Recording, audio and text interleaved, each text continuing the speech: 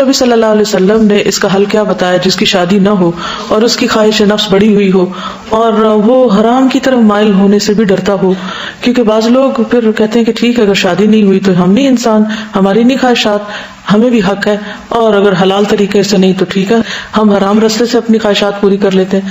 تو ایسے لوگوں کو کیا حل بتایا گیا؟ روزہ. تو ہر شخص اپنے بارے میں خوب جانتا ہے. کچھ چیزیں ایسی ہیں جو آپ کسی سے ذکر بھی نہیں کر سکتے کہ آپ کے اندر کیا طوفان مچا ہوا ہے. نہ آپ اپنی ماں کو بتا سکتے، نہ کسی دوست کو، نہ کسی کو بھی ذکر نہیں کر سکتے. ایک نیچرل چیز ہے نا، اللہ نے اندر رکھ دی ہے تو وہ سر اٹھائے گی.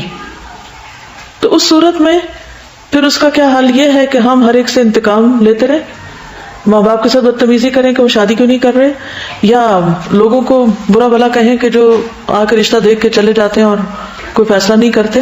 کس کو بلیم کریں؟ ہر چیز کا ایک وقت ہے، کوئی اور وجہ بھی ہو سکتی ہے. تو ایسی صورت میں پھر یاد رکھیے کہ شادی ایک ضرورت ضرور ہے، لیکن اگر کسی وجہ سے نہیں ہوئی تو حضرت عائشہ کی مثال کو سامنے رکھ لیں. 18 سال کی عمر تو بیوہ ہو چکی تھی وہ،